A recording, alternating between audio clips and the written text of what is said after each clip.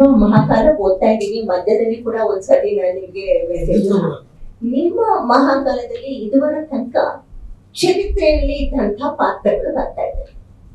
ನಾನು ಈಗ ಕೇಳೋ ಪ್ರಶ್ನೆ, ಒಂದು ಕ್ಯಾರೆಕ್ಟರ್ ವರ್ತಮಾನದಲ್ಲಿ ಇದೆ, ಬಹುಶಃ ನಿಮ್ಮ ಕಾದಂಬರಿಯ ಅಂತ್ಯದಲ್ಲಿ ಅದು ಬರಬಹುದು. ಅವರ ಮಗಳ ಬಗ್ಗೆ ನಾನು ಕೇಳ್ತಾ ಇದ್ದೇನೆ. ತಂದೆಯ ನಿಲುವಿಗೂ ಮಗಳ ನಿಲುವಿಗೂ ಒಂಥರ ಅಜಗಜಾಂತರ ವ್ಯತ್ಯಾಸ ನೋಡ್ತೀವಿ. ಭಾರತದ ಬಗ್ಗೆ ಆಕೆಗೆ ಇತ್ತೀಚೆಗೆ ಒಂದಷ್ಟೆಲ್ಲ ನೋಡಿದಾಗ ನಮಗೆ ತುಂಬಾ ಹೌದಾ ಈ ತರಹನ ಸುಭಾಷ್ ಚಂದ್ರ ಬೋಸ್ ಮಗಳಿಗೆ ಈಗ ಅಂತ ಅನ್ನುವ ಹಾಗೆ ಇದೆ. ನಿಮ್ಮ ಕಾದಂಬರಿಯಲ್ಲಿ ಇದನ್ನ ಸಹಜವಾಗಿ ತರಬಹುದು ಅಂದ್ರೆ ನೀವು ಆಕೆಯನ್ನ ಭೇಟಿ ಮಾಡ್ಬೇಕು ಅನ್ನೋ ಉದ್ದೇಶ ಇಟ್ಕೊಂಡಿದ್ದೀರಾ, ಭೇಟಿ ಮಾಡ್ತೀರಾ? ಆಕೆ ಯುರೋಪ್ ಅಲ್ಲಿ ಇದ್ದಾರೆ, ಆ ಕಾದಂಬರಿಗೆ ಹೆಚ್ಚು ಇನ್ನು ಸತ್ವ ಬರಬಹುದು, ಇನ್ನು ಒಂದಷ್ಟು ಸತ್ಯದ ಘಟನೆಗಳನ್ನ ಅದರಲ್ಲಿ ತರಬಹುದು. ಆಕೆ ಯಾಕೆ ಭಿನ್ನವಾಗಿದ್ದಾರೆ ಅಂತ ಅನ್ನೋದನ್ನ ನಿಮ್ಮ ಕಾದಂಬರಿಯಲ್ಲಿ ತರುವ ಉದ್ದೇಶ ಇದೆಯಾ ನಿಮ್ಗೆ ಏನಾದ್ರು ಅಂತ ಕೇಳ್ತಾ ಇದ್ದೀನಿ. ಅವರ ಪತ್ನಿ, ಅವರ ಮಡದಿ, ಅವ್ರ ಬಗ್ಗೆ ಅಂತೂ ಬರಬೇಕು. ಇವಾಗಲೇ ಹೋದ್ವಾರ ಬರೆಯೋದ್ರಲ್ಲಿ ಅದನ್ನು ಕಳಿಸಿದ್ದೀವಿ. ಎಮಿಲಿ ಶಂಕಲ್ ಅವ್ರ ಬಗ್ಗೆ ಬರುತ್ತೆ. ಯಾಕೆಂದ್ರೆ ಭಾಳ ದೊಡ್ಡ ತ್ಯಾಗ ಎಮಿಲಿ ಅವ್ರದ್ದಿದೆ. ಆ್ಯಕ್ಚುಲಿ ಒಂದು ಅವ್ರು ಎಷ್ಟನೇ ಇಸ್ವಿಯಲ್ಲಿ ಮದುವೆ ಆದರು ಅನ್ನೋದನ್ನೇ ಅವರು ನಿಗೂಢವಾಗಿಟ್ಟರು. 2 ಡೇಟನ್ನು ಅವರು ಫ್ಲೋಟ್ ಮಾಡಿದ್ರು.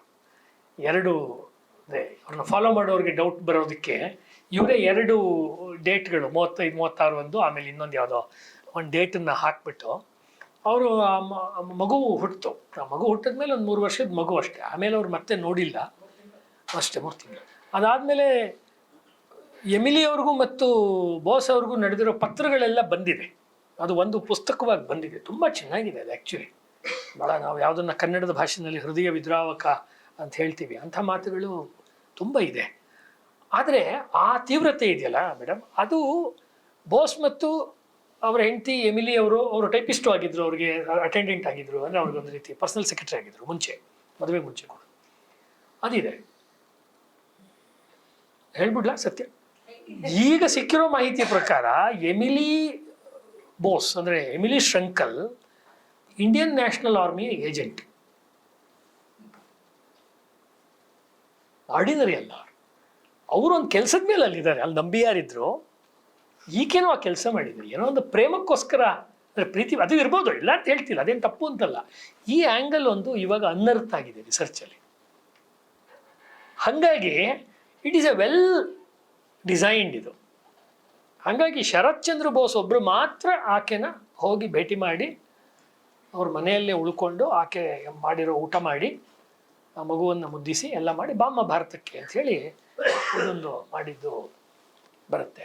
ಇದು ಒಂದು ಪಾರ್ಟ್. ಅಂದರೆ she is an intact part of the Indian revolutionary movement. ಅದು 2 ಅದರಲ್ಲ ಸಿಸ್ಟರ್ ನಿವೇದಿತಾ ಇದ್ರು, ಇನ್ನೂ ಅನೇಕರು ಇದ್ರಲ್ವ, ಮೇಡಮ್ ಕಾಮ ಇದ್ರು. ಆ ಲೆಕ್ಕಕ್ಕೆ ತೆಗೆದುಕೊಳ್ಬಹುದು ಅಂತ ನನ್ನ ಅಧ್ಯಯನದಲ್ಲಿ ಅನಿಸುತ್ತೆ. ನಿಮಗೆ ಇದುವರೆಗೂ ಮಾಡಿರೋ ಅದೆಲ್ಲೋ ಒಂದು ಕಡೆ ಬರುತ್ತೆ, ಬರಲೂಬೇಕದು. ಆದರೆ ಇನ್ನೊಂದು ಅವರ ಫ್ಯಾಮಿಲಿ ಇದೆಯಲ್ಲ, ಅಂದರೆ ಇದನ್ನು ಯಾವುದೇ ಫ್ರೀಡಮ್ ಫೈಟರ್ಸ್ ಫ್ಯಾಮಿಲಿಗೂ ಹೇಳ್ಬೋದು. ಅವರ ಫ್ಯಾಮಿಲಿ ಅವರಿಗೆ ಮುಂದಿನ ಪೀಳಿಗೆಗಳಲ್ಲಿ ಅದೇ ತೀವ್ರತೆ ಇರುತ್ತೆ ಅಂತ ಹೇಳೋಕ್ಕಾಗಲ್ಲ. ಅನಿತಾ ಅವ್ರಿಗೆ ಅದಿಲ್ಲ, ನೀವು ಹೇಳಿದ ಸರಿ. ಬೋಸ್ ಅವರ ಮುಂದಿನ ಪೀಳಿಗೆಯ ಫ್ಯಾಮಿಲಿ ಇದೆಯಲ್ಲ, ಅಂದರೆ ಇಲ್ಲಿ ಭಾರತದಲ್ಲಿ ಅವರು ದೊಡ್ಡ ಫ್ಯಾಮಿಲಿ, ಅವ್ರದ್ದು ಒಂದು 7-8 ಜನ ಅಣ್ಣ ತಮ್ಮಂದ್ರು ಫ್ಯಾಮಿಲಿ. ಅದು ಅಲ್ಲಿರುವಂಥ ಮುಂದಿನ 2-3ನೇ ಪೀಳಿಗೆ ಅವ್ರಿಗೆ ಯಾರಿಗೂ ಇದು ವಿಷಯನೇ ಅಲ್ಲ. ನೇತಾಜಿ ಅವ್ರಿಗೇನಂದರೆ ಅದಕ್ಕೊಂದು ಸಂಸ್ಥೆ ಮಾಡ್ಕೊಂಡಿದ್ದಾರೆ. ಆ ಸಂಸ್ಥೆಗೊಂದು ಕೇಂದ್ರ ಸರ್ಕಾರದಿಂದ ಒಂದು ಅನುದಾನ ಬರುತ್ತೆ.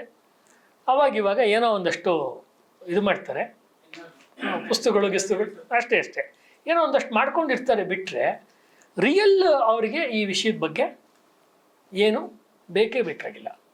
ಹಾಗಾಗಿ ಆ ಬೋಸ್ ಅವರ ಸ್ವಂತ ಅಣ್ಣಂದರು, ಸ್ವಂತ ತಮ್ಮಂದರು, ಅಕ್ಕ, ನಾದ್ನಿ, ಅತ್ತಿಗೆ, ಈ ಪೀಳಿಗೆಗಿತ್ತಲ್ಲ, ಅದು ಆಮೇಲೆ ಇನ್ನೊಂದು ಮುಂದಿನ ಪೀಳಿಗೆ ಅಮಿಯಾ ಬೋಸ್ ಅಂತ ಇದ್ದರು. ಅವ್ರು ತಪ್ಪಿಸ್ಕೋಬೇಕಾದ್ರೆಲ್ಲ ಅವಾಗ ಬಂತಲ್ಲ, ಜರ್ಮನಿ ಅಲ್ಲಿಗೆಲ್ಲ ಹೋದ್ರಲ್ಲ, ಆ ಟೈಮ್ನಲ್ಲಿ ಕೆಲವರು ಹೆಲ್ಪ್ ಮಾಡಿದವರು ಇದ್ದಾರೆ. ಅವ್ರು ಬಿಟ್ಟರೆ ನಂತರದ ಜನರೇಷನ್ನವ್ರಿಗೆ ಇದೇನೂ ಅದು ವಿಷಯ ತಟ್ಟೇ ಇಲ್ಲ ಅವರಿಗೆ.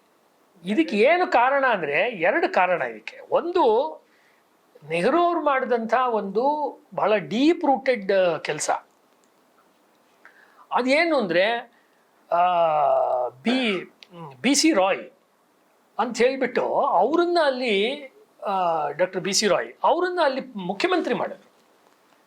ಅವರು ಒಂದು ನಾಕಾಣೆ ಒಂದು ನಗರ ಪಾಲಿಕೆಗೂ ಮೆಂಬರ್ ಆಗಕ್ಕೆ ಯೋಗ್ಯತೆ ಇಲ್ದಿರೋ ಮನುಷ್ಯ ಬಿ ಸಿ ರಾಯ್. ಅವ್ರನ್ನ CM ಮಾಡಿದ್ರು ವೆಸ್ಟ್ ಬೆಂಗಾಲ್ಗೆ. ಅರವಿಂದ್ರು, ಬಂಕಿಂ ಚಂದ್ರ, ರವೀಂದ್ರನಾಥ್ ಟ್ಯಾಗೋರ್ ಲೆಗಸಿ ಇರುವಂಥ ಅವ್ರು ಹೇಳಿದ್ರು ಅವಾಗ ವೆಸ್ಟ್ ಬೆಂಗಾಲ್ಗೆ, ಬಂಗಾಳ ಹೊಡೆದೋಗಿತ್ತಲ್ಲ, ವೆಸ್ಟ್ ಬೆಂಗಾಲಿಗೆ ಅವ್ರನ್ನ PM ಮಾಡಿದ್ರು, CM ಮಾಡಿದ್ರು. ಇನ್ನೇನು ಸಿಕ್ಲಿಲ್ವ ಇವ್ರಿಗೆ? ಎಂಥ ಡೆಮ್ಮಿ ಕ್ಯಾಂಡಿಡೇಟನ್ನು ಇಡಬೇಕು ಅಂದರೆ ಅವ್ನು ಏನು ಹೇಳಿದ್ರು ಅದೆಲ್ಲ ಪಾಸ್ ಆಗ್ತಿರುತ್ತೆ. ಸೆಂಟ್ರಲ್ ಗೌರ್ಮೆಂಟಿಂದ ಏನೇನು ಆದೇಶಗಳು ಬಂದರೂ ಪಾಸ್ ಆಗ್ತದೆ. ಆಮೇಲೆ ಅವರ ಫ್ಯಾಮಿಲಿಯವ್ರನ್ನ ಮ್ಯಾಕ್ಸಿಮಮ್ ಜನಗಳನ್ನು ಹಿಡಿದು ಅವ್ರಿಗೆಲ್ಲ ಫಾರಿನಲ್ಲಿ ಓದಿಸೋ ವ್ಯವಸ್ಥೆ ಮಾಡಿ ಅಲ್ಲಲ್ಲೇ ಅವರೆಲ್ಲ ಸೆಟ್ಲ್ ಆದರು. ಆಕ್ಸ್ಫರ್ಡು ಅಲ್ಲಿ ಇಲ್ಲಿ ಎಲ್ಲ. ಸುಗತಾ ಬೋಸ್ ಅಂತೆಲ್ಲ ಇವಾಗಿದ್ದಾರೆ. ಅವರು ಕೂಡ ನೇತಾಜಿ ವಿರುದ್ಧವಾಗಿ ಮಾತಾಡ್ತಾರೆ. ಅವರು ದೊಡ್ಡ ಪ್ರೊಫೆಸರ್ ಅವರು ಆಕ್ಸ್ಫರ್ಡ್ ಎಲ್ಲ ಒಂದು ಕಡೆ ಯಾವುದೋ ಫಾರಿನ್ ಯೂನಿವರ್ಸಿಟಿಲಿ. ಮೂರನೇದು ಅವ್ರನ್ನ ಪಾರ್ಟಿನಲ್ಲಿ ಟಿಕೆಟ್ ಕೊಟ್ಟರು.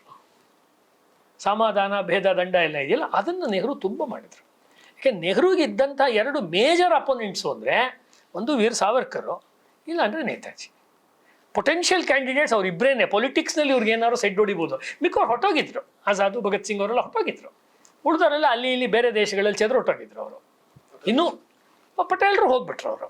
ಪಟೇಲ್ ಏನೇ ಇದ್ರೂ ಎಂಡ್ ಆಫ್ ದಿ ಡೇ ನಾವು ಈಗ ಮೋದಿ ಅವ್ರು ಬಂದಮೇಲೆ ಪಟೇಲ್ ಏನೇ ಹೊಗಳಿದ್ರು Patel is not a revolutionary, is a Gandhian. Patel ಅವರು ಕ್ರಾಂತಿಕಾರಿಗಳ ಮೇಲೆ ಏನೇನು ಅನಾಹುತದ ಕೆಲಸ ಮಾಡಿದ್ದಾರೆ ಅಂತ ಬೇಕಾದ್ರೆ ಇನ್ನೊಂದ್ಸತಿ ಹೇಳ್ತೀನಿ ನಾನು. ಅದು ಇವತ್ತಿನ ವಿಷಯ ಅಲ್ಲ. ಮಾಡಿದ್ದಾರೆ, ಸುಭಾಷ್ಗೆ ಮಾಡಿದ್ದಾರೆ ಅವರು. ಆ್ಯಕ್ಚುಲಿ ಸುಭಾಷ್ ಚಂದ್ರ ಬೋಸ್ ಅವರು ಪಟೇಲ್ ಅವರ ಅಣ್ಣ ವಿಠಲ್ ಭಾಯ್ ಪಟೇಲ್, ಇದು ಹೇಗಿದೆ ಗೊತ್ತಾ, ಇದೊಂಥರ ಫ್ಯಾಮಿಲಿ ಸ್ಟೋರಿಗಳಿವೆಲ್ಲ. ಹೌದು, ವಿಠಲ್ ಭಾಯ್ ಪಟೇಲ್ ಅವರು ಅಲ್ಲಿ ಮಲಗಿದ್ದಾಗ ಹುಷಾರಿಲ್ಲದೆ ಆಸ್ಪತ್ರೆಯಲ್ಲಿ ವಿದೇಶದಲ್ಲಿ ಅವ್ರನ್ನ ನೋಡ್ಕೊಂಡವರು ಬೋಸ್ ಅವರು, ನೇತಾಜಿ ಸುಭಾಷ್ ಚಂದ್ರ ಬೋಸ್.